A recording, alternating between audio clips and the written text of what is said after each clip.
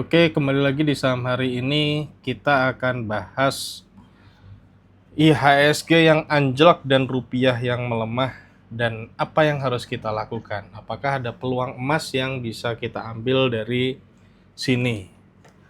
Hari ini tanggal 3 Juni hari Rabu. Perkenalkan, saya Eko, seorang hutang investor udah 6 tahun di saham. Kalau pengen tahu kenapa saya melihat ini tuh bisa jadi peluang gitu ya. So, ikuti sampai selesai di video ini. Oke, sebelum kita masuk apa yang harus kita lakukan, kita bahas dulu IHSG ya. IHSG hari ini tuh turun 4,11%. Jadi beberapa saham yang jadi penopang IHSG seperti Big Bang, BBCA, kemudian BMRI itu turun cukup signifikan ya. BBCA turun sampai 5,11%. Di sini BRI turun sampai 4,16%, Mandiri juga 2,88%, BNI 5%. Itu penurunan dalam sehari itu signifikan gitu. Jadi isunya apakah penurunan ini itu karena memang isunya adalah fundamental atau karena apa gitu. Nah, banyak yang punya analisa ya. Jadi isunya ini adalah pertama tekanan jual asing ya. Ini isunya karena adanya pelemahan nilai tukar rupiah terus yang ke 18.000. Kalau ada beberapa pengamat juga yang mengangkat soal pelemahan rupiah ini, bahkan Pak Purbaya itu pernah bilang juga rupiah yang 17.900 ini tuh aneh gitu ya. Nah, rupiah. Nah, Pak Purbaya melihat bahwa rupiah yang menembus level 17.800 itu sebagai kondisi yang tak masuk akal gitu. Karena Pak Purbaya kan ngelihatnya defisit defisit transaksi berjalan terhadap PDB yang dikhawatirkan oleh lembaga rating ya, yang dikhawatirkan nanti tembus 3%, berkali-kali dijelaskan bahwa pemerintah akan komit untuk menjaga itu. Terus kemudian hutang terhadap GDP juga masih jauh di bawah 60%. Terus cadangan devisa kita juga masih di bawah standar IMF ya, 3 bulan untuk pembayaran impor dan pembayaran hutang luar negeri. Jadi memang terus kemudian juga udah roadshow juga udah ketemu dengan ini ya, dengan investor-investor besar. Dan kemarin juga Pak Purbaya pernah bilang mereka sudah masuk ke pasar obligasi kita, udah beli surat utang negara kita. Tapi kenapa masih terjadi pelemahan? Kalau kemarin dari BI kan bilangnya ini karena ini masalah siklikal gitu ya, karena sampai dengan bulan Mei itu ada kebutuhan untuk Januari sampai Mei itu ada isunya untuk kebutuhan naik haji atau umroh, kemudian juga ada untuk pembayaran utang luar negeri dan repatriasi dividen, alias perusahaan investor asing yang dapat dividen dari saham di Indonesia itu dia kirim hasil dividennya, otomatis kan dia konversi nih dari rupiah ke dolar untuk dikirim ke kembali ke negaranya. Nah, ini jadi memang kita belum bisa konklusi ya, karena ini kan sekarang 3 Juni, apakah isu siklus ini masih jadi sumber utama pelemahan rupiah kita. Tapi yang jelas dari pemerintah sendiri melihat ini aneh. Kalau kita ngomongin teori konspirasi, ya, ini ada yang ngelihat bahwa ini jadi permainan dari asing gitu ya untuk menekan pemerintah gitu. Kalau kita lihat kan di ekonomis itu kan akhir-akhir ini tuh menyoroti banget ya soal Pak Prabowo gitu. Terus narasi di media massa juga sangat ini ya, fearmongering lah. Fearmongering, wah ini Presiden Indonesia membahayakan perekonomian. Ini tuh berita ini nggak cuma sekali ini gitu, tapi berkali-kali. Terlepas apapun itu gitu ya. Kalau kita kan tidak bisa kontrol apa yang ada di eh, luar itu tadi ya, saham. Kita nggak bisa ngatur eh, asing itu ngasih iming-iming walaupun udah dinaikin 50 BPS, 50 basis point ya, BI menaikkan BI rate 50 basis point, tapi tetap tidak menarik gitu ya.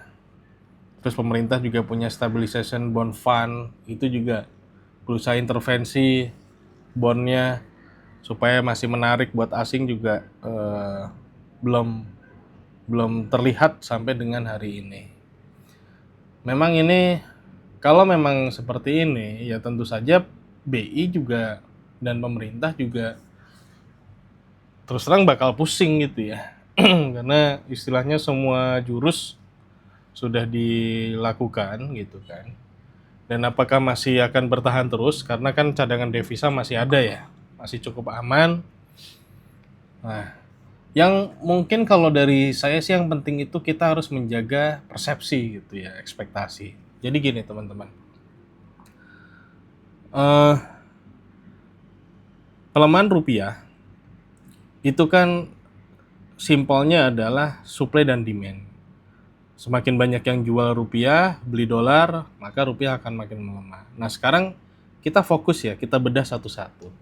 Yang pertama, yang punya pelaku ekonomi ini siapa aja? Di situ ada pemerintah, kemudian ada private sector, kemudian ada masyarakat, kemudian atau household, yang keempat adalah eksternal, luar negeri, investor atau siapapun yang ada di luar negeri. Pemerintah jelas punya kepentingan rupiah itu stabil. Kemudian swasta ya sama dengan apa? Rakyat juga ya, masyarakat, household, itu mereka ngelihat bagaimana nih arahnya. Kalau swasta mungkin lebih ke kebutuhan dia seperti apa. Yang kalau asing kemarin isunya adalah mereka tidak nyaman dengan masalah defisit Indonesia. Nah, defisit ini kan yang dan ada isu juga masalah saham, apa transparansi saham ya, MSCI, FTSE segala macam. Ini kan sudah diadres oleh OJK. Kemudian untuk yang defisit juga pemerintah sudah menyatakan komitmennya. Terus efisiensi MBG juga sudah dilakukan gitu. Nah, sebenarnya kalau kita lihat 4 komponen ini ya, pemerintah pasti jagain, swasta wait and see, masyarakat household asing permintaannya sudah dipenuhi ya dalam tanda kutip ya. Saya nggak tahu juga nih apakah isu Pak Purbaya dulu pernah bilang dia ekonomis bodoh atau dia nolak IMF gitu kan, itu dalam tanda kutip menyinggung gitu kan, menyinggung dan akhirnya kita dipermainkan ya. Soalnya kalau kita perhatikan itu rupiah kita itu paling melemah dibandingkan negara-negara lain.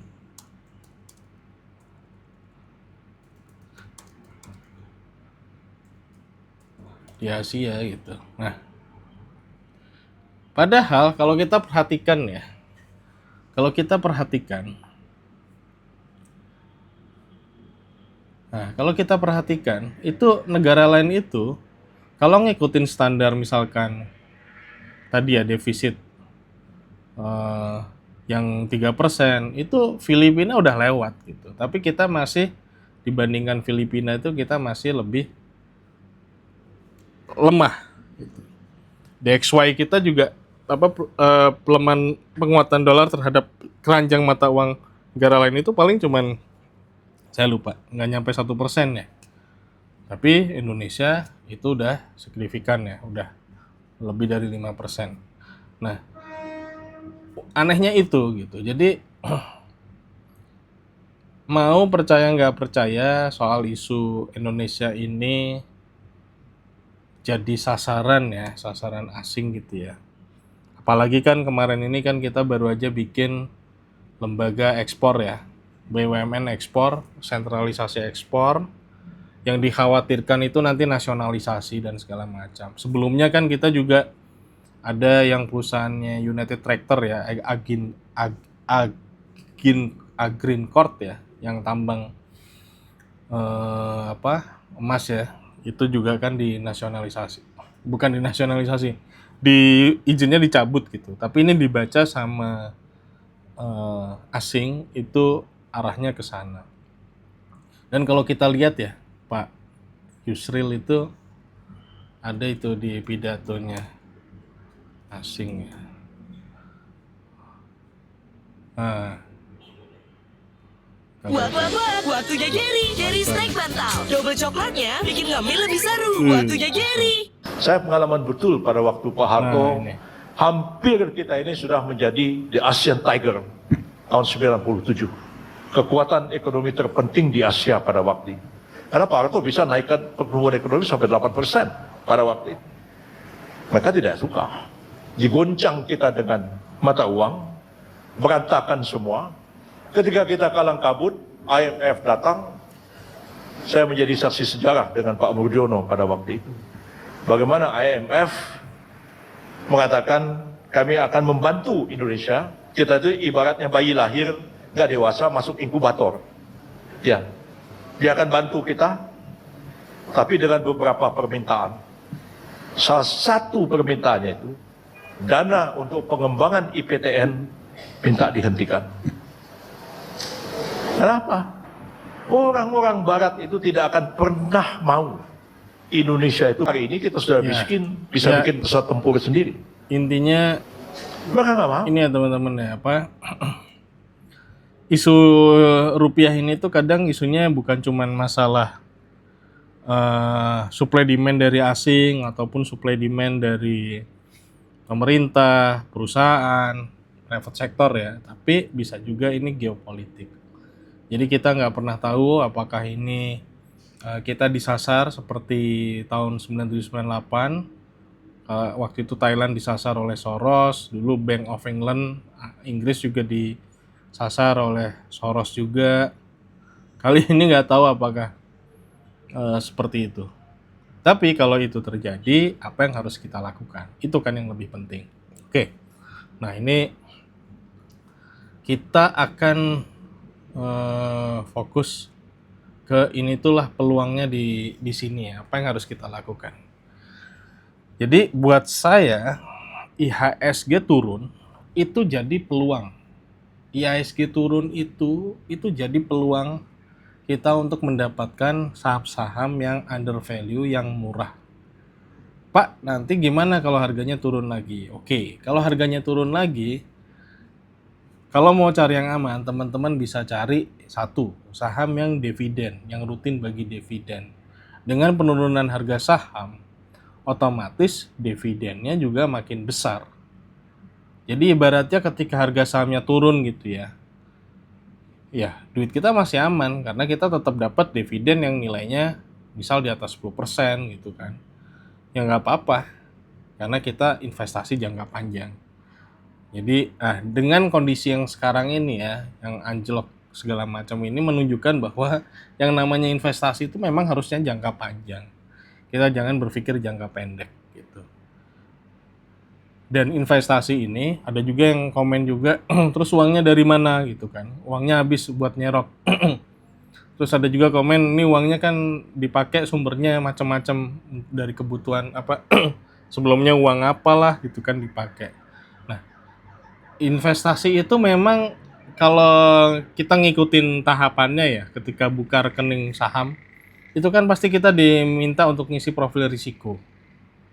Nah, saham ini itu secara instrumen itu memang untuk yang orang-orang yang punya risk appetite tinggi, yang siap menerima harga sahamnya tuh anjlok gitu.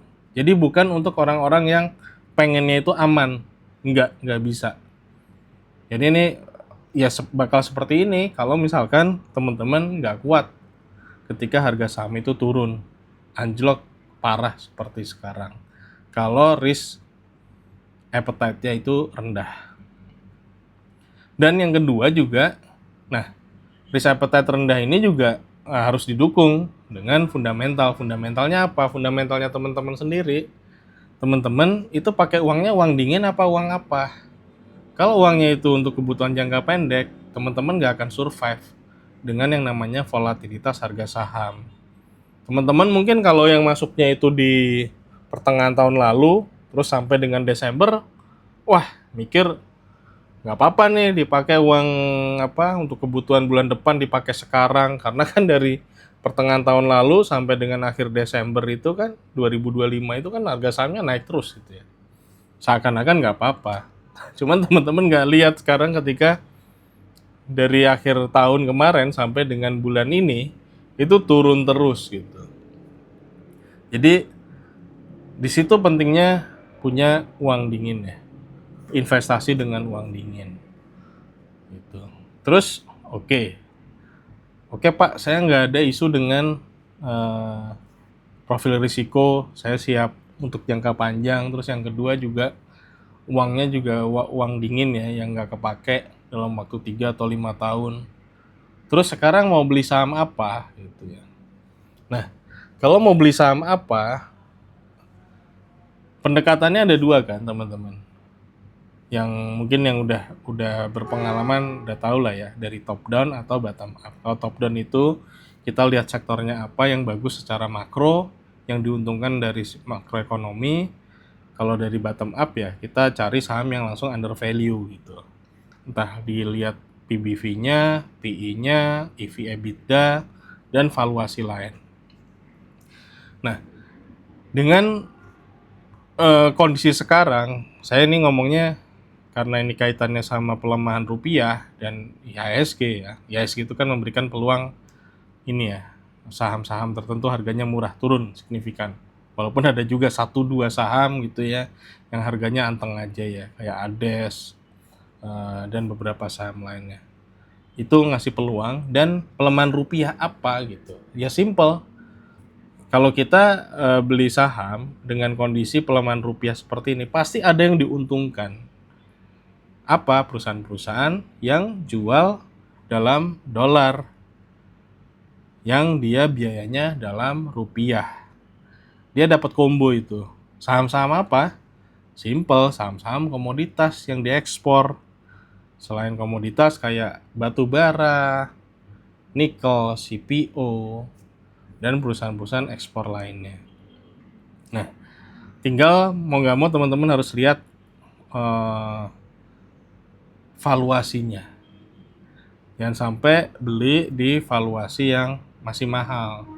Karena bisa aja harganya udah turun anjlok ya, gara-gara IHSG anjlok ini. Misalkan kayak saham-saham Konglo, tapi harganya sebenarnya valuasinya masih mahal. Dan apakah masih bisa turun lagi? Masih bisa. Oke, jadi untuk wrap up, pelemahan nilai tukar rupiah dan anjloknya IHSG ini tuh bisa jadi peluang kalau teman-teman punya mindset yang benar, punya profil risiko yang sesuai, pakai uang dingin. Sahamnya apa yang perlu dibeli? Ya saham-saham yang diuntungkan dari pelemahan rupiah ini. Kalau misalkan mau lebih aman lagi, carilah saham-saham yang rutin membagikan dividen. Itu kalau mau aman. Terus nanti kalau turun lagi seperti apa? Ingat lagi yang pertama, kalau kita investasi kan kita mikirnya jangka panjang ya. Jadi ya ketika turun, kalau duitnya udah habis ya udah. Sama kayak kita beli properti kan nggak kita liatin terus di rumah123.com gitu kan. Harga ini apartemenku sekarang berapa gitu kan. Kan nggak tiap hari gitu. Tapi kita nikmatin dividennya, nanti seiring waktu setahun atau 2 tahun dia harganya akhirnya kembali normal ke harga wajarnya. Kita udah cuan di sana dan mungkin udah over value juga, baru kita jual. Gitu, teman-teman. Itu dulu pembahasan saham hari ini. Thank you. Besok kita akan lanjut lagi. Oh ya, Hari ini saya juga tadi bikin video pendek ya. Jadi apa yang harus kita lakukan di tengah pelemahan rupiah dan anjloknya IHSG ini. Terima kasih. Salam cuan.